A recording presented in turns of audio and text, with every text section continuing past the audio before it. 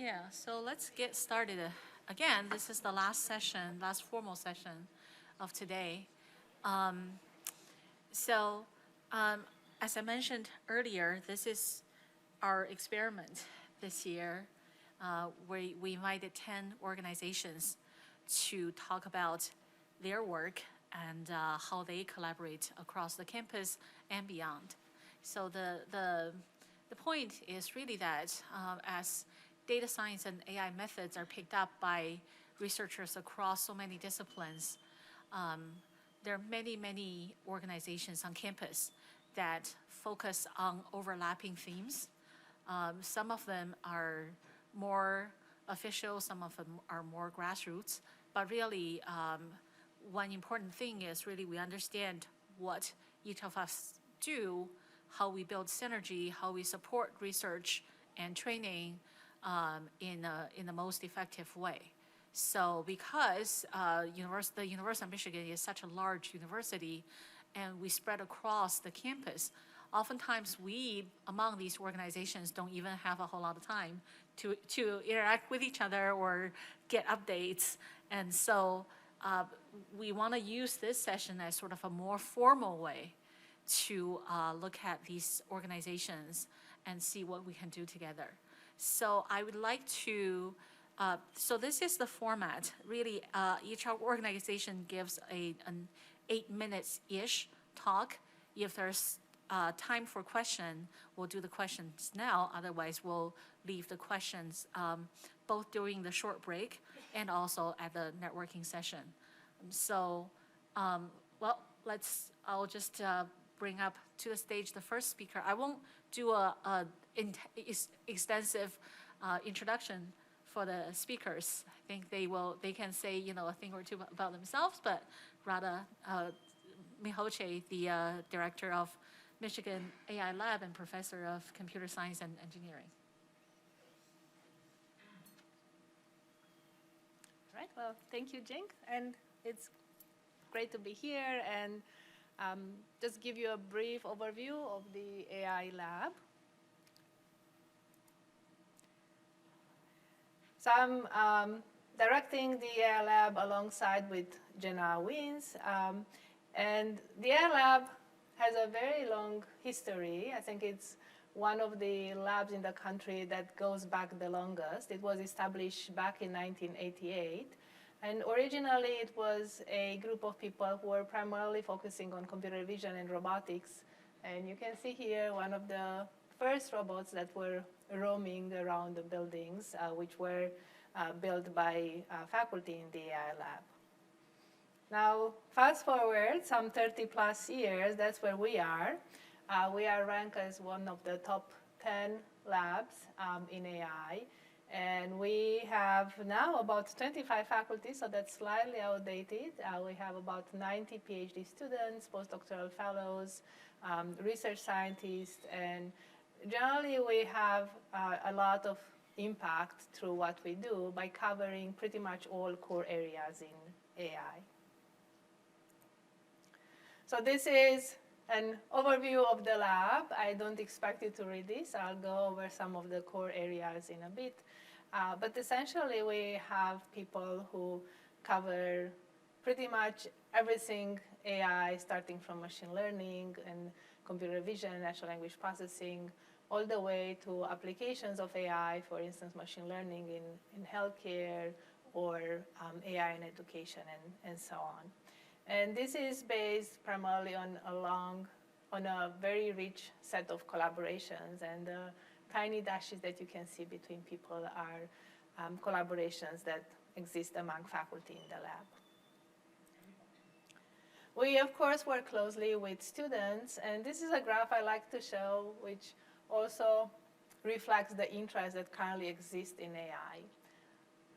And looking just at the last year, so the last recent PhD admission season, we receive a lot of applications for PhD program in computer science, and most of those want to do a PhD in AI.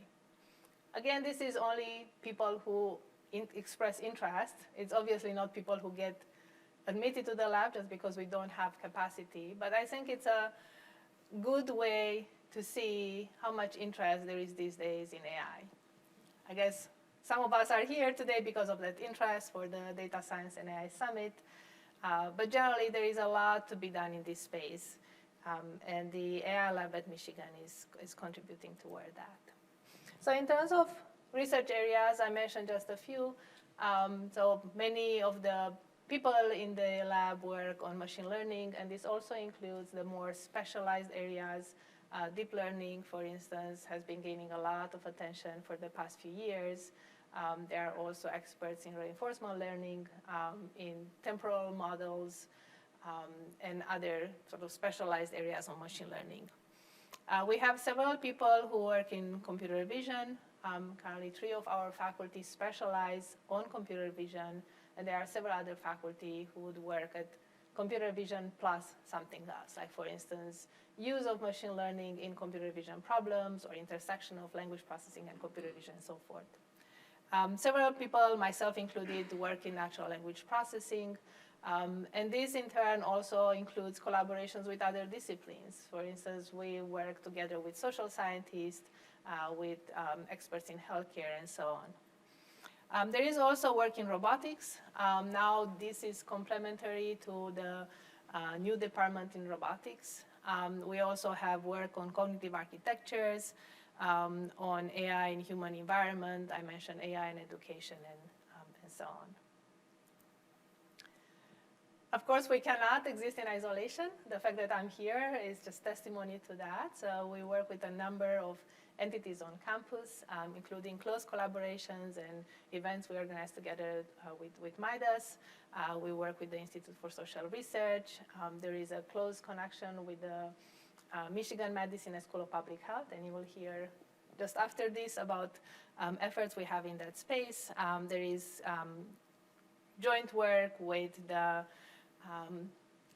industrial and operation engineering, the School of Education, School of Information, and so forth. We also have collaborations with companies. One of the most recent, as a highlight, is LGAI, which established their first AI branch here in Ann Arbor, and we have several collaborations with researchers from LGAI. AI. We also have collaboration with Procter & Gamble, Toyota, Ford, just to name a few. In terms of education, we have a large number of students in computer science, and of course in other disciplines as well, who have an interest in being educated in this space. And so we offer a number of classes that cover the basics of AI, the areas that I mentioned before. And then we also have classes that are intended to be a little bit more advanced and cover some of the more recent trends or areas of focus. For instance, deep learning, which I mentioned, we have a class along those lines, reinforcement learning, AI and ethics, and several others. We do a lot of mentorship, and that's, I mentioned the PhD students, so of course we mentor our PhD students, but that goes beyond that. There are other programs that aim at mentoring undergraduate students. This is a program that I started and I helped co-organize Explore CS Research, which is especially aiming at women and underrepresented minorities to offer them research opportunities in joint work with a faculty member. There is also the AI for All, which is a program directed by my colleague David Foy. And this is a 2-week program every summer where we bring students from high schools in the area, and again, primarily aiming for girls or people from underserved areas. And the goal of this is to give them an idea of what AI means, so to eventually stimulate their interest. We do also a lot of outreach. We have weekly AI seminars. We also have our own symposium, started a few years ago. This year it happened a little over a week ago. It's a one-day event with keynote speakers, presentations of posters, panels, and so forth. It's sort of exclusively focused on AI. I think this summit is a little broader.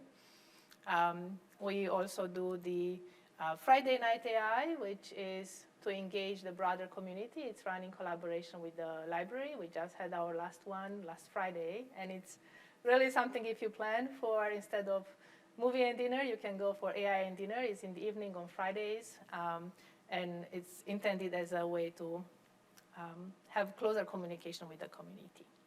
And with that, thank you. I can take questions now or later, whichever way you say. Yeah, let's save questions for later just to move things along. So I think Enrique Flores-Bosch and Akbar Walji will represent eHale.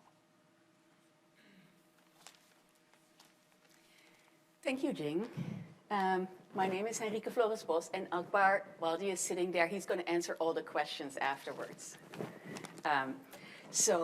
Thanks for having us here today at the AI and Data Science Showcase today. We're very happy to be here and tell you a little bit about eHale, including the services we offer, and how you can get involved if that makes sense in terms of your research interests.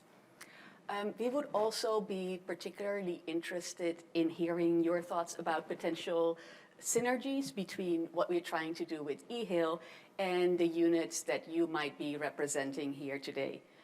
It's very exciting to us to be part of this growing ecosystem of AI and data science work that's going on at U of M. And as a newer unit, or maybe we're the newest one, we're eager to connect with your work. The eHale initiative launched a little over a year ago in May 2021, jointly supported by the medical school and the College of Engineering. eHealth stands for eHealth and Artificial Intelligence, and it focuses on collaboration, grant development, and infrastructure to support multidisciplinary approaches to innovation in health and AI, with the ultimate goal, as it says here, to make U of M a premier hub for this kind of work and of improving health using technology. And you should recognize some people in this slide. This is our team with Radha Mihalsia, who you just heard from, who's the director of the AI lab, a professor in computer science and engineering, and also the co-lead convener of the eHealth program, together with Dr. Akbar Walji, who's from the medical school's Department of Learning Health Sciences and Internal Medicine. And we have a small but mighty and growing staff, including myself, a grant writer, a communications specialist, and we work closely with our advisory conveners, Jenna Wiens, who got a shout out this morning in the keynote, Brahmaji Nalamotu, and Ji Zhu. So that's College of Engineering, Med School, and LSNA Statistics. Like the AI lab, many of the units that you'll be hearing from today, we don't exist in a vacuum, but we're part of this very rich health data research ecosystem at Michigan Medicine and U of M more broadly. This slide shows many, but definitely not all of the units making up this ecosystem. And the reason eHealth is in the middle is only because I'm talking about eHealth right now. You would be in the middle if you were talking here. So we have units, service units like eHealth and Precision Health. We have university-wide initiatives like MIDAS is there. We have disease-focused centers in which AI machine learning methods are becoming increasingly important. And many of the departments in the medical school and the College of Engineering, where faculty researchers work in these domains. And we're sure that there's lots of units that we haven't captured yet.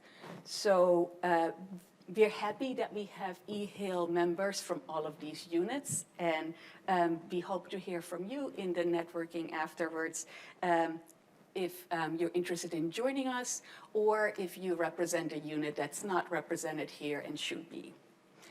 And it's also worth highlighting in this slide that eHealth is in the middle, smack in the middle of the medical school and the College of Engineering, because we are jointly supported by both of these, which means that Our leadership is split between those two schools. Our funding comes from both of the schools. We're trying to maintain roughly a 50-50 split in our membership.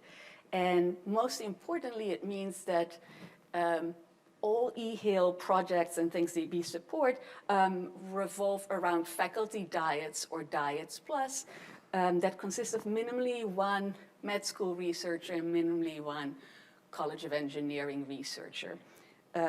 And in how this then plays out in the science is that eHail projects really do both seeking to enhance a healthcare outcome and lead to methodological innovations.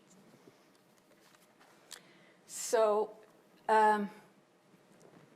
the three kind of sets of enabling activities that eHail provides are shown in this slide. The first revolves around community building, which really stems from the recognition that U of M has so many great researchers who already work at the intersection of AI and health or are interested in working in that space, but they're not necessarily connected to each other.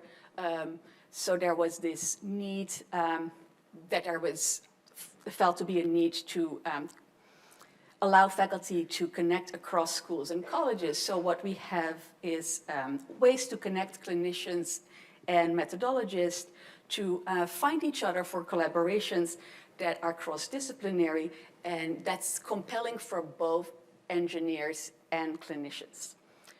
Our big focus is on grant development. In all that we do, we provide documentation and information about new grant opportunities, and very prominently, we do brainstorming and feedback sessions every other Friday, the second and fourth Friday of each month, I should say, that are really work in progress meetings, kind of like specific aim sprints, where members get to know each other's work, focus on getting grant applications in shape, and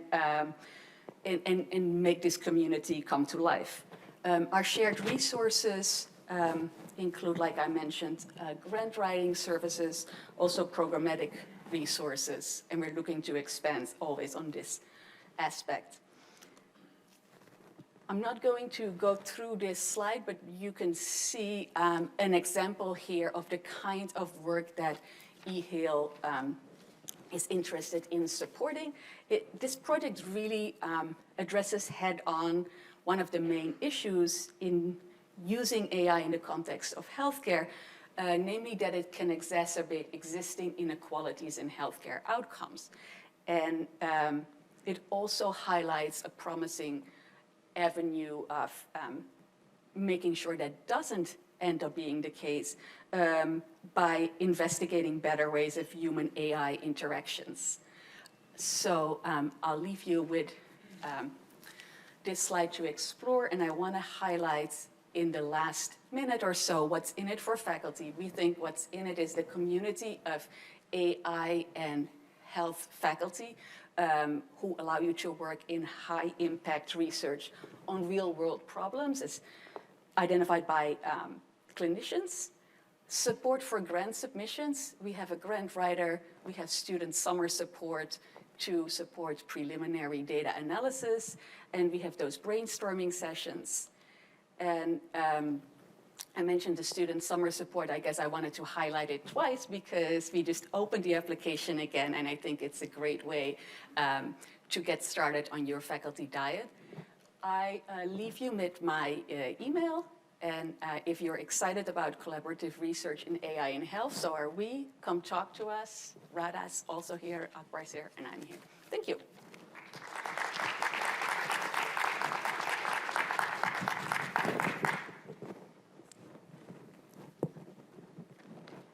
Next one, I think, is the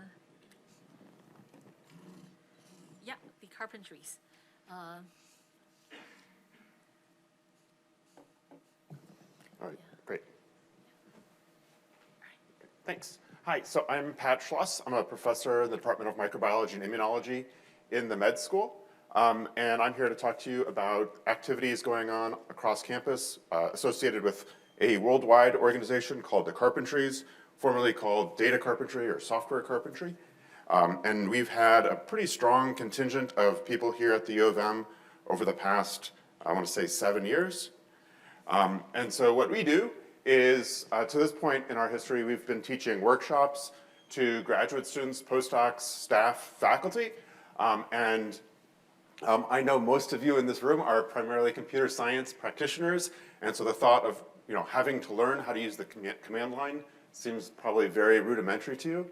But let me reassure you, there are many, many, many biologists, humanists, people in between who cringe, lock up at the sight of that blinking cursor at the command line. And so we teach them how to be comfortable at the command line. We teach them topics that are really geared around engaging in reproducible research practices. And that's really kind of the motivating force through all of what we teach. And so a typical workshop that we'll teach includes topics related to the command line, as I mentioned, using Git for version control, GitHub to foster collaboration. It'll also have a component that deals with programming. Our current workshops are built around using R. It's mainly because we're all a bunch of R users. We definitely welcome more Pythonistas to help develop curriculum. And it is largely project-based instruction. So we start out with the mandate that the UN wants a report on things about climate change or population growth and things like this. And it's your job to write a reproducible document that can be given to the UN. And so they write this in R Markdown using all of the variety of tools that we talk about. The workshops have historically been taught in person. Of course, the pandemic threw a wrench into that. But they're generally taught by other graduate students, postdocs, staff, and faculty. One of my motivations for helping to lead this effort is that noticing that nearly all graduate students and definitely all postdocs receive really horrible opportunities for teaching at the U of M.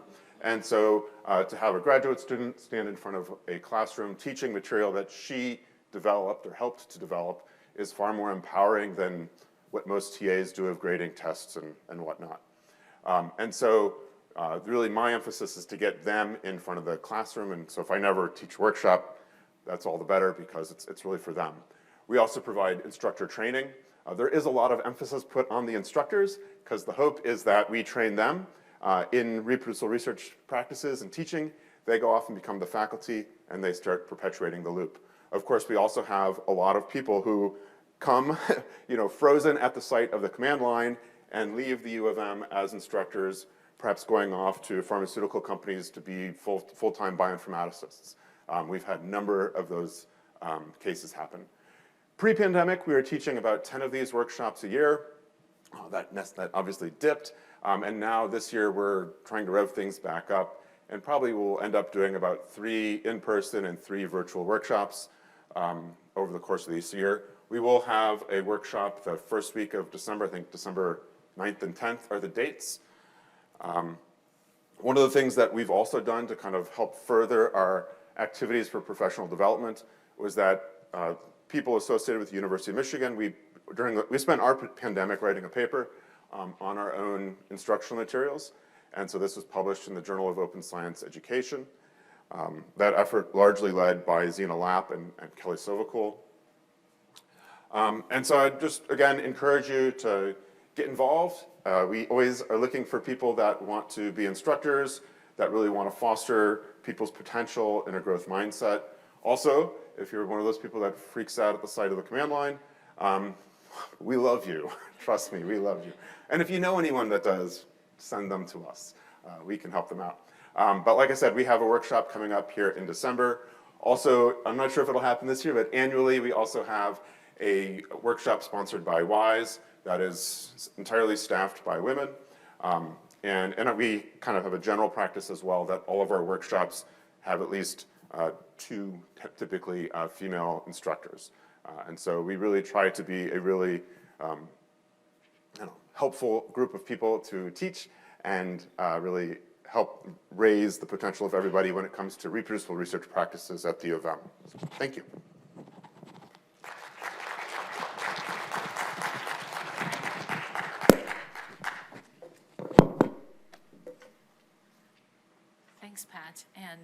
group's persistent effort.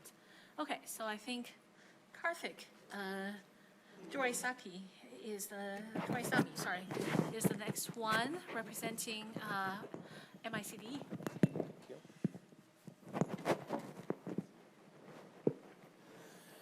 All right, so I just have 4 slides because I knew it's going to be about 5 o'clock and there's been a barrage of talks.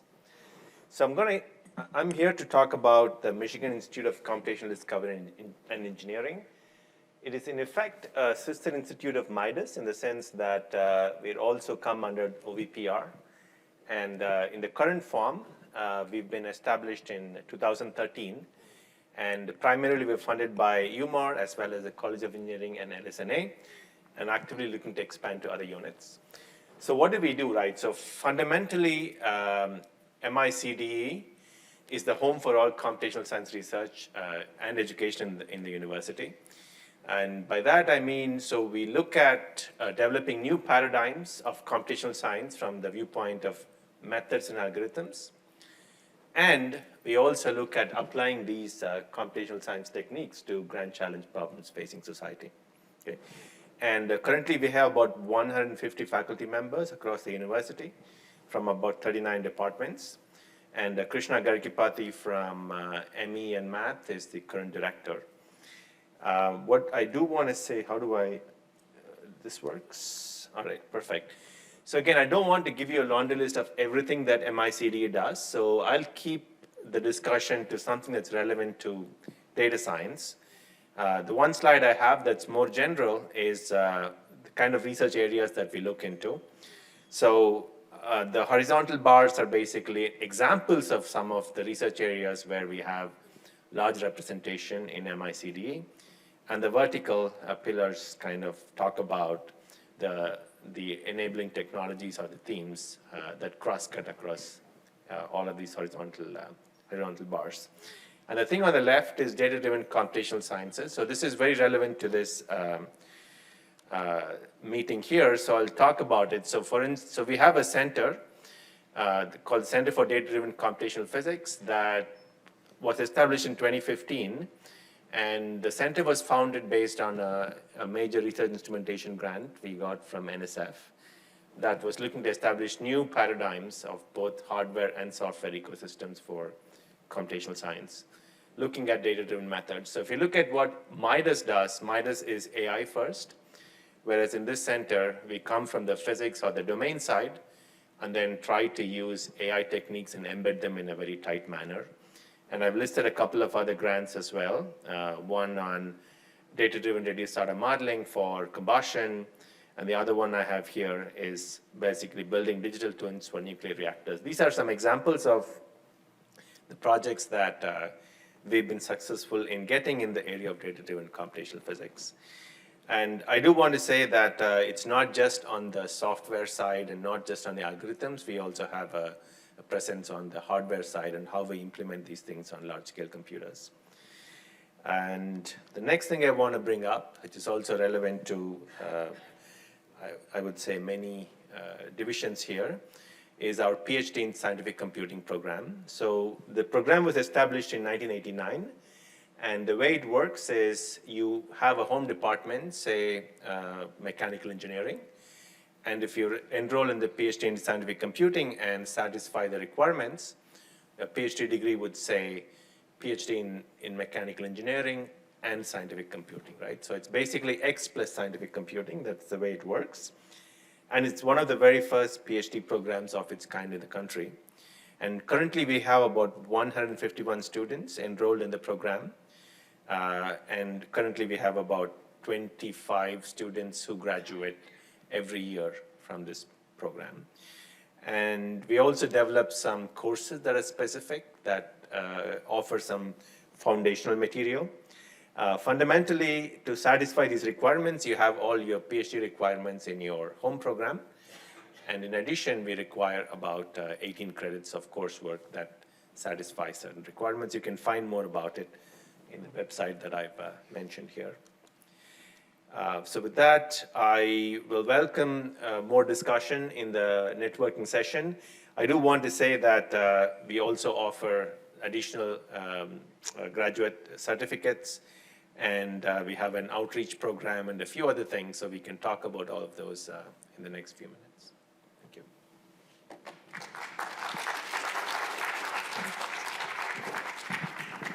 Next one is precision health. Sebastian.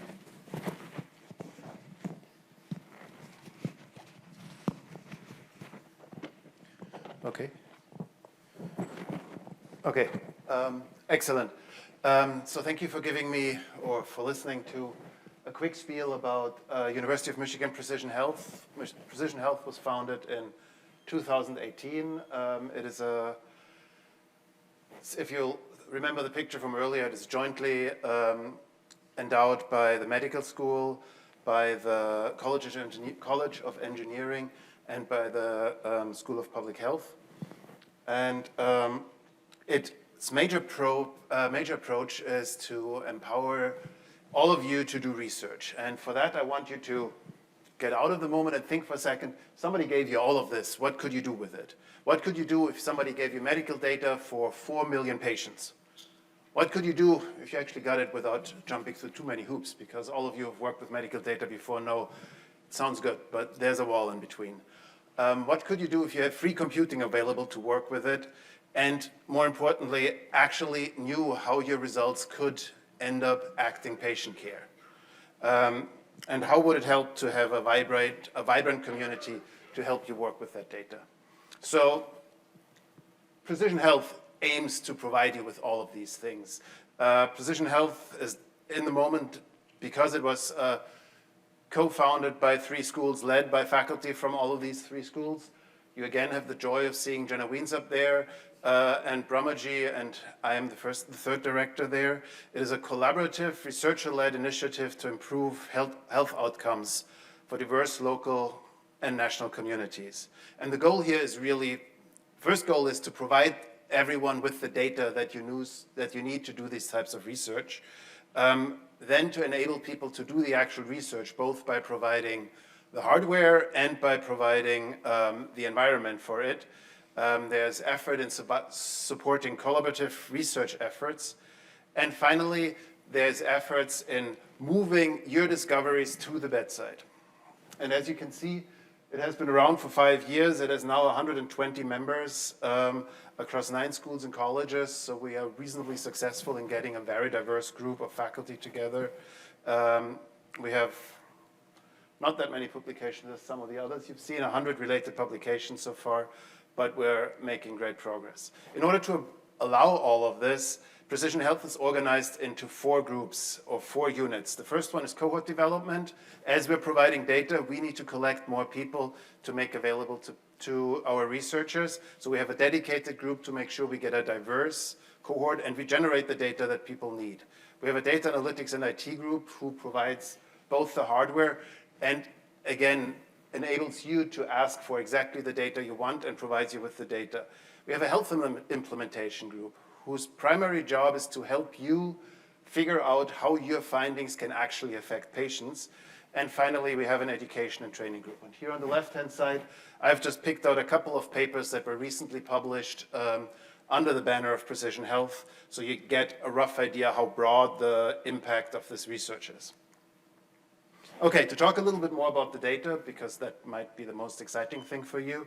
The majority of the data consists of all medical data of anybody who's gone to the University of Michigan hospitals in the last 20 years, de-identified and coded. So the things that make it easy to re-identify the people is not in the data anymore. That is over 4 million patients, and of course it's longitudinal information. Some of these people have been in our data set for 20 years. That gives you a lot of length of data, and it's everything that can be easily coded, like labs, diagnoses, treatments, prescriptions, and so on. A special subset is the MGI data that I'm going to talk about in a second. But beyond this medical data, as I said, this is all researcher-driven. So we are working to make this data more useful. So we have connected it, in terms of COVID, that seemed like the right choice, with imaging data from X-rays. We have connected it with genetic data, and also we have connected it with socioeconomic status. As all of you who model healthcare outcomes probably know, pretty much the most important number to predict healthcare outcome is your zip code. Unfortunately, your zip code has to be removed to identify the data. So what we've done instead is we've taken not only the zip code, but actually the census tract, so much more detailed information, and mapped that back to local socioeconomic status. So you can get to the socioeconomic status of your sample without having to access the zip code or without losing it because of the zip code, right? So this is an example for, because this is researcher-driven, we can make sure this is results that researchers need. MGI is a special subset of the data. So these were people who were consented for a much wider range of research with a relative innovative research consent form that's basically a comic book like that. For these individuals, we have biospecimen. They are consented to share their data broadly, so broadly includes up to with industry, and they are consented to recontact. So if you have a great hypothesis about a subset of the sample, you can actually go back and ask them and say if your hypothesis is correct or not. And finally, because we have biospecimen, we have genotyped about 70,000. In fact, the new freeze with 70,000 people is going to come out next week. Imputed them up to 50 million markers. And because some of you might be interested in genetics, but it's a little bit scary, we have dedicated support. If you want to do genetics research, we have people to help you do the first steps. I mentioned before the X-rays. So we now have a repository of 700,000 de-identified chest X-rays. As you know as you might have seen, if you've ever seen an X-ray, there's all kind of PHI on these. There's all kind of names and whatnot of the patients in there. So we have gone through all the effort and removed all of that information from the X-rays. This is now the largest repository of X-rays anywhere in the United States, which you can use for basically developing any image analysis that you're interested. I've talked already about the compute environment. Data access is relatively easy. We're still talking about health information of real people, so we can't just put it on the net. But most people who work with health data already have most of the requirements. And because everything is de-identified, you can typically self-exempt out of getting an IRB. You still need to get an IRB, but you can check the self-exempt box, which means the whole process will take a week rather than a couple of months. I have multiple students in my lab have started their own projects and requested their own data, gone through their own IRB, and it was not a serious hassle for them. Okay, and finally, and this is something that for me is very important because I'm in biostatistics, and for me it is often that you develop algorithms that can potentially impact healthcare somewhere, then you publish them, and you put them out, and you hope to God that somebody somewhere picks those up and figures out how to actually affect patients with them. We have a specific unit that is designed to help you directly affect patients with your findings. So we have specialists who have the idea to bring algorithms into the clinic so they can help you to figure out what needs to be done so your algorithm becomes part of clinical practice. And we've actually done this successfully with an algorithm to predict the risk of C. diff infection. If you're now a patient at University of Michigan, one of our algorithms is going to monitor your data and going to predict whether you're at risk for infection and hopefully make the stay an easier one. So with all of this, here's how you can profit of this. There's a couple of ways. We've set up several tools that allow you to just directly explore the data without needing to talk to anybody else if you're that type of person. Data Direct allows you to log in with a level 1 password that all of us here have. And with that, you can sort of start building cohorts. So you can just see how many people do I have that have my favorite trait? How many people could I get together for the study that I'm interested in? There's also FeeWeb, which is a summary of genetic analyses for over 1,000 diseases, if you just want to get a start on an idea of genetic analyses that are possible. If you're interested in membership, there's a form on the web, which we would love to have you. And if this is all too complicated, I would encourage you to reach out to PH Data Help, and we will be very happy to help you find exactly what cohort we can pull together for you to do your research. Thank you. I have a thank you slide, but I figured if somebody wants this, that's probably more useful. Cool. I think I'm the last before the break, so. Yes. Let's see, I'm looking to see whether Kirby is here. He's the next speaker. Yeah, so I actually want to see if people agree with me. It's getting late in the day, it's a long day. My idea right now is let's just skip this break. Let's finish the session and go out and everybody grab a drink. So in that case, I would skip Kirby. I will skip Lupia up here and talk about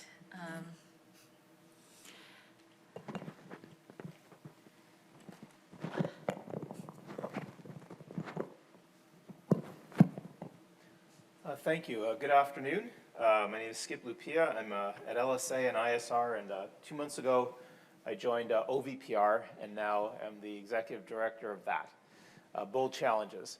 What I want to tell you about Bold Challenges is it's in a bit of a transition. So Bold Challenges 1.0 was designed to take talented individuals and empower them to be part of world-changing teams. Bold Challenges 2.0 is designed to do that more effectively. So let's see. I turned it off. There we go. This is the amazing team that built Bold Challenges 1.0. Dawn Tilbury has moved on. She's now the chair of the first chair of the robotics department. We've got a great team here of research development professionals who help people at every stage build better grants. The first version of Bold Challenges was developed around some really exciting themes, including increasing access to healthy water, better health outcomes, smarter healthcare systems, better infrastructure, more equitable housing, and more effective adaptation to climate change. And these themes really motivated people from across campus. Bold Challenges drew a lot of attention. And with that, we brought people to pollination sessions. So as you know, I mean, you've seen some amazing things here of people working together across schools. And that's amazing. It is also the exception to a rule. A lot of what we do here is kind of school specific, and that's great. But we're always looking for ways to try and bring people together. So with the help of 22 partner institutions who helped us think about where networks of potential participants were and to help us think about opportunity, we put together pollination workshops on the 6 topics just to bring people together, to introduce folks who have common interest in one of these great big ideas. And they got together and they talked about things and they put stickies on boards and they drew a number of things. And a lot of them came out with networks and relationships they didn't have before. And there was tremendous energy and a lot of excitement about it. However, there was a problem. Bold Challenges 1.0 was great, but it was a little complicated. There are many stages here, and people were confused. And so when I was asked to take this gig, the first thing I did was go on a virtual listening tour. I'm like, what do you know about Bold Challenges? And we were excited at the beginning, and then we got confused. And so I heard that from approximately everyone. So Bold Challenges 2.0. And here's what it's about. So it's a support system designed to increase capacity. We're still looking at thinking about individuals and turn them into world-changing teams, but we want to increase scalable capacity. That is, the people who have an idea now, but where they might be able to do it in a way that's more team-based, maybe across schools, and maybe eligible for the large types of center or institute-type grants that are harder to get. And we want to use forecasting. We want to play a little bit of Moneyball. The idea being not only to help you understand where funders are now, but where they're likely to be going. And to match that up with clusters of people we learn about on campus, so we can not only help you apply for things that are out now, but help you get ready for the calls that are going to come out soon. So that's the basic approach. I use analytics and data-driven. That'll be behind the scenes for us to give you better information.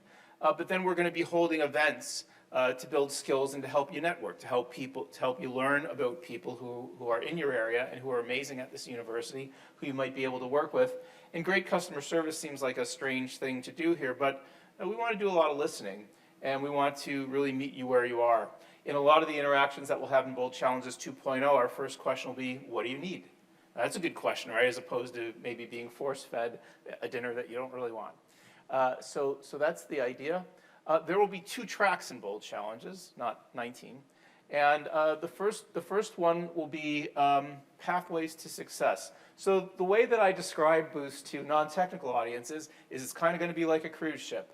You get on it, you go to different levels depending on where you want to be, and if you're very interested, you can go to the next level of the cruise ship and maybe learn more things and get more skills and get more involved. So there will be workshops on research development, on communication, on team building, on how to approach different types of organizations. We will announce a yearly set of Bold Challenges Fellows. Those are people who come together to work on a team on something novel and interesting, and we'll present them as if they're astronauts, and we'll do a little press gig and make sure they get proper attention for doing something bold and new. And then we'll offer all kinds of workshops in person and remotely to help with skills and support, even if you don't want to do that, if you want to learn about other opportunities on campus to do that. So that's Boost. Accelerate is you've got a team, you've got a topic, and you've got a funding opportunity that's within 18 months, and you think it's a really big deal. We're really looking for things that are across school and center or institute based. What we will offer you is expertise. Some people have grant writers and some have research development, but a lot of people don't. And seed funding of up to $250,000 per year. That sounds like a lot of money, and it is, but if you've got a really great idea, it's a good investment for the university. If you ask us for that much money, you've got to have a really detailed budget to tell us how it gets us there. But that is what we're going to announce in the first quarter of 2023. We're just teasing it here. But this is what's going to happen. President Ono will talk a little bit about it, I think, in a day or two. So that's the idea. We want to empower you to work together in new ways to help figure out how people at this amazing university can change the world. So that's it. Now's the time to be bold, and we look forward to interacting with you more.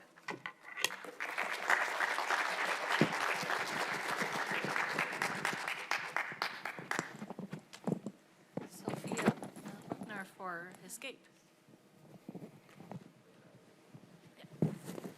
Okay, I think the vibe of my talk is going to be very different.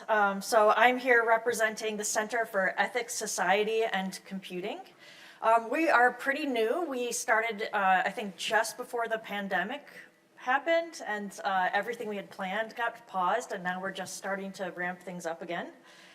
The Escape is co-directed by myself. I'm from the School of Art and the School of Information, Christian Sandvig, Sylvia Lintner, and Patricia Garcia. We have many, there are people from many schools who are affiliated with us, but not too many people from engineering yet, so I'm really hoping more of you will join us. So just a little bit about who we are. We are called the Center for Ethics, Society, and Computing because we were inspired by the escape key, which was added to the computer keyboard to interrupt a program when it produced unwanted results, allowing the system to be critically examined. So in the same way, we are trying to intervene when computing technologies reproduce inequality, exclusion, corruption, deception, racism, or sexism. We're a research center and a collective of scholars who are committed to feminist, justice-focused, inclusive, and interdisciplinary approaches to computing. We're invested in social, cultural, and political dimensions of digital technologies. We intercede in structures of power and inequality, and we work with educators, workers, industrial practitioners, and policymakers. So I was just going to tell you about a few of the things that we've done this year that might spark some interest. We sponsored an algorithmic reparation workshop, which is algorithmic reparation is a response and an alternative to fair machine learning, or FML, which centralizes rather than obviates levers of inequality in machine learning systems. So rooted in theories of intersectionality and movements for reparation, this approach is committed to the empowerment at the margins of systemic redress. We also try to do things for, we also have, we have speakers come, they're very interesting, usually speaking on social justice and ethics, very often about AI. We had something for students, so we had a panel just last week called How to Say No in Tech, and it was designed for all those students who come up to me and say, I want to work in technology, but I care about ethics. How do I do that? because a lot of students seriously have this question and they want advice. So we put together a panel just for them. So we had Erhard Graf, who teaches how to work in technology and do social justice. That's his area of research. We had Alex Hanna from Distributed AI Research, the Distributed AI Research Institute, who you might be familiar with because she wrote a very public breakup letter with Google Research. And then we had Don Nafis, who's been decades at Intel Research. So we had three very different perspectives talking about how to be a younger person in industry, but encountering something that is like unethical or could be done better. Like how can you push back? Actually very simple practical strategies to do that, as much as like also advice on like which places might be better to work, how to interview your potential employer to see how they are about ethical issues in the workplace, and so on. And so that was a really great event for students. Also, because we have people from very many, very diverse departments, we actually do put a lot of effort into very fun social events to get people talking to each other. So we did, during the pandemic, we had a hackers watch party. So that was on Zoom, which was very amusing. All your faculty had to pick their own hacker name, and we played hackers bingo.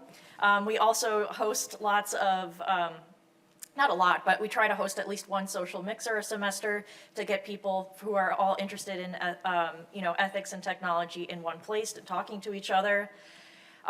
We are very interested in supporting artwork as well. This is just a recent art project. We were actually thinking about swag and how it's unethical, so we decided we're not going to make any swag, but we're going to get corporate swag and upcycle it with the Escape Key logo, encouraging people to pause and reflect about the technologies they consume. So we're just buying corporate shirts for a cent and putting our logos on it and crossing out anything we don't want and then redistributing it as swag. So it's our swag, but it's also a work of art, inviting people to reflect on their consumption of technology and raise awareness. However, we do have people, there's lots of people in Escape who actually have a data science background as well, and we are really interested in collaborating on artworks, especially anything that can help make these issues more transparent to people outside of our field. We would love for you to affiliate with us. You can do that on our website. It's very easy to remember. Just think about the Escape Key. It's the Center for Ethics, Society, and Computing, pronounced escape. And we have all kinds of clever escape puns to name all of our events, so you'll keep an eye out for those. All right, that's it. Thank you.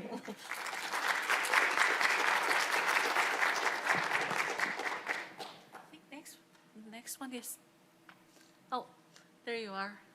For the Digital Studies Institute. Let's see, yep.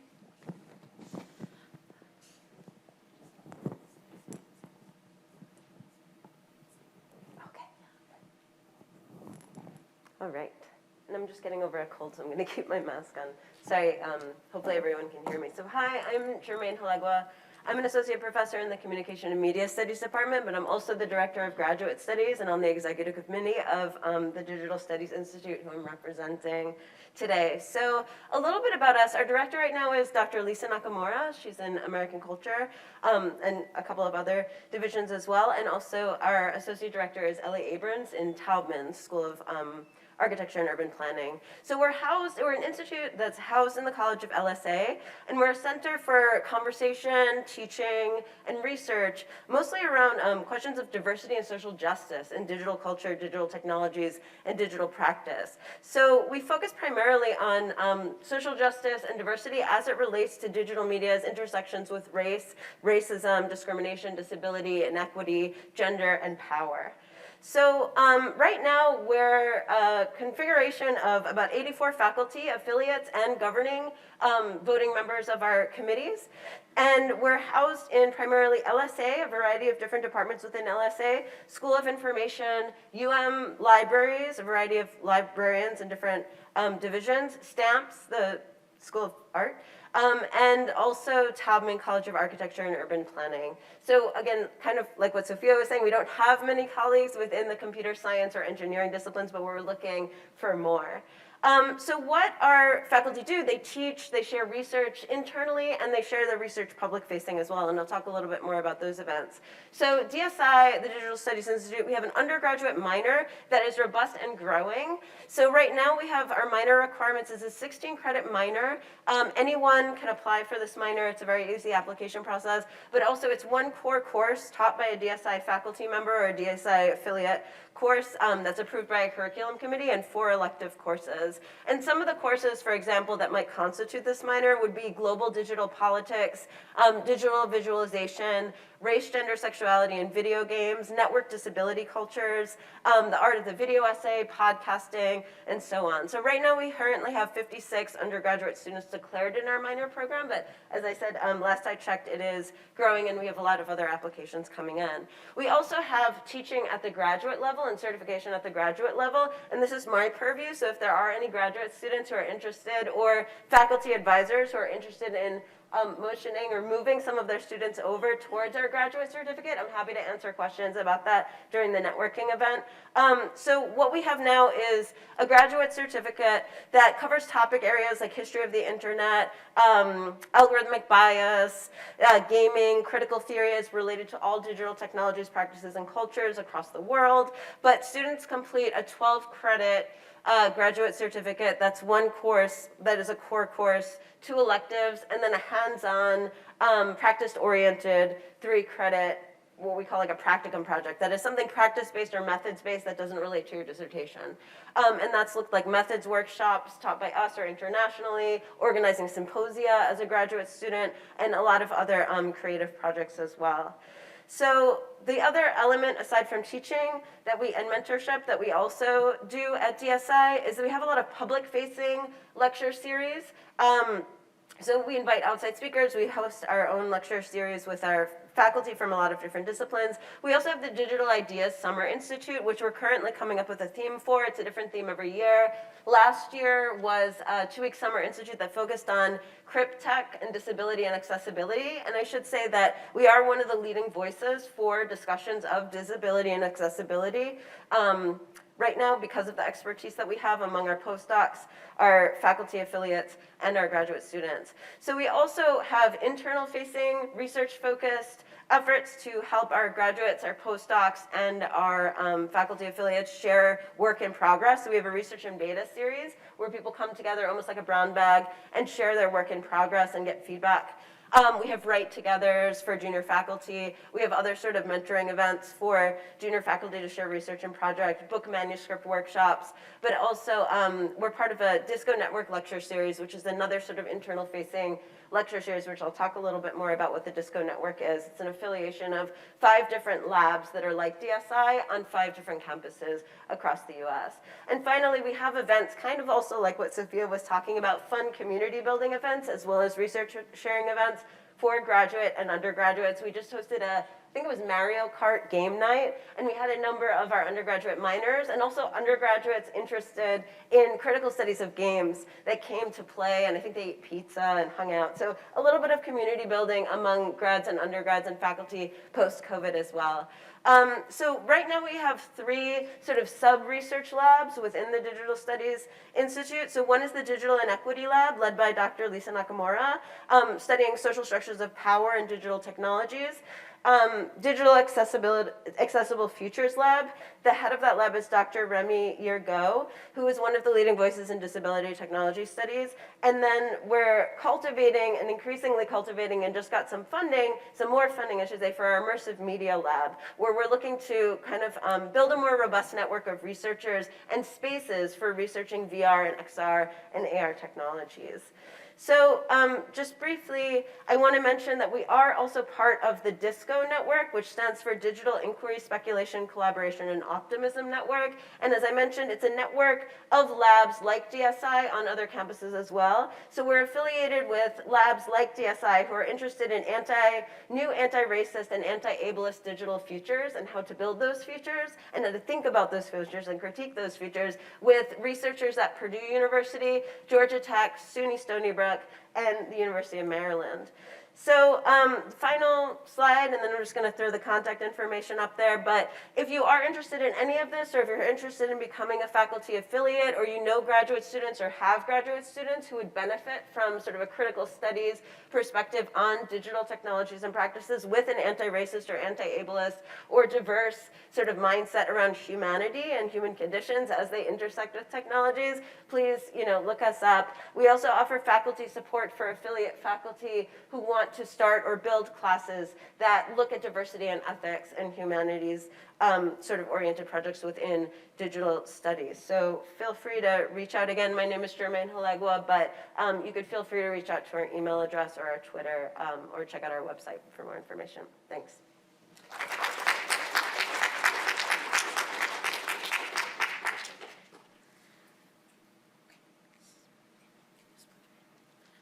So the last presentation, science, technology, and public policy. I know Molly Kleinman actually can't be here today. So, yeah, oh, you already changed the slide. Nice. So Kristen Burgard will speak for her program. Thanks, Jing.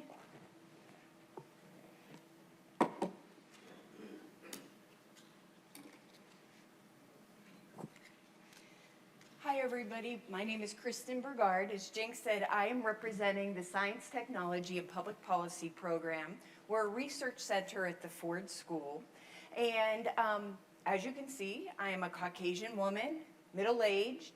And whenever I started learning about surveillance technology, I thought to myself, well, who cares? I'm a law-abiding citizen. If someone wants to watch me go from Kroger's to the library, it doesn't matter to me. I really don't care. But I'm sure all of you, and I'm probably preaching to the choir, more and more it's like, I wouldn't want me or my daughters or my nieces or my friends to have an automated license plate reader say we were at Planned Parenthood. I wouldn't want my daughters who are 16 and 19 to go to any kind of protest, even if it was very peaceful, because of facial recognition, speech recognition, gait recognition. So we're just in times that are pretty unsettling. With the Science, Technology, and Public Policy program, we look at these and we look at the implications of technology and the political, social, and ethical implications, and we translate this to engineers, scientists, policymakers to make our policies around technology more equitable and just. And when we talk about technology, we really use a very broad range. So whether it is vaccines or surveillance technology or technology that is used by people with disabilities to vote, we really just use a very, very broad spectrum. Our affiliated faculty are from all over campus, and same with our students. And our main areas are education, research, and community partnerships. So as far as research goes, we had a great speaker that was in October, and it is somebody who is from the ACLU, Massachusetts, Cade Crockford. And Cade basically said, at the ACLU, they'll go to policymakers or lawmakers, and they'll say, hey, there is a new technology. It is very influential, and you should regulate it. And the lawmakers will say, well, it's an emerging technology. It's really not ripe yet. People aren't really using it, so come back later. And in a month or years later or whatever, they'll say, hey, a lot of police departments now are using this surveillance technology. And oftentimes lawmakers will say, well, the cat's already out of the bag. There's really not much we can do about this. So what we try to do is, our belief is all new technology has something similar to old technology. So what we did was we looked at facial recognition in classrooms and looked at technology that is older, that's been used for a long time. Airport security, and also closed circuit television. And we looked at databases like your fingerprint, where there are a lot of things that are older technology that is also applicable to new technology. And we came up with what some of the implications were for facial recognition in classrooms. We've also done this for vaccines and large language models.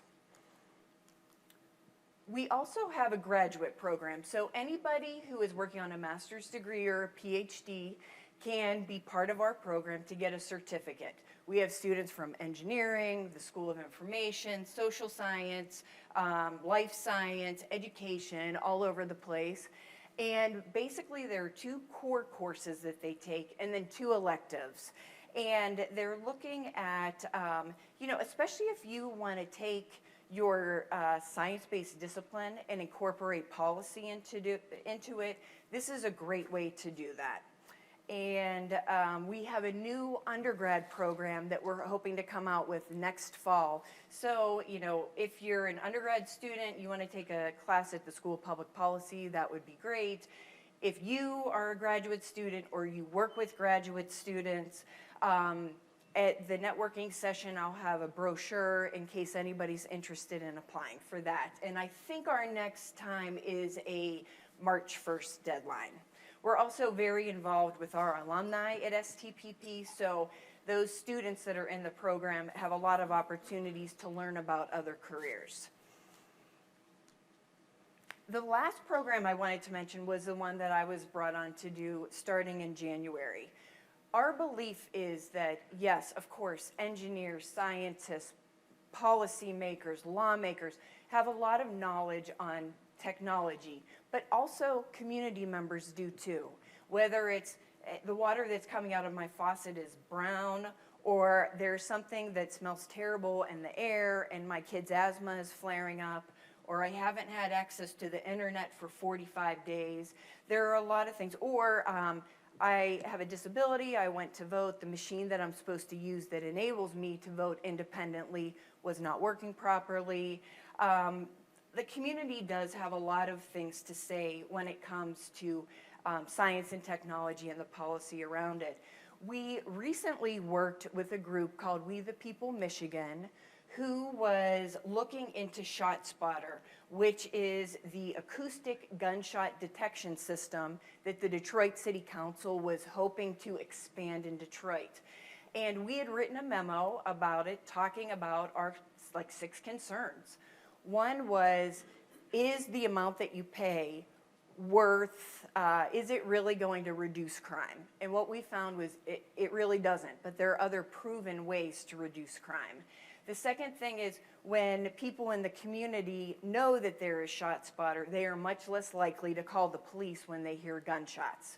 So we wrote the memo, they took it, they made social media graphics, they had a 1-pager with different points about that. So we were able to work with them. Unfortunately, the city council still voted to go through with it. It was a great fight, but also I think, you know, people in Detroit are really watching this now, and you know, we'll see what happens in 3 years after the contract ends. But I will be out at the networking session. If you have any questions, please stop by. Thank you.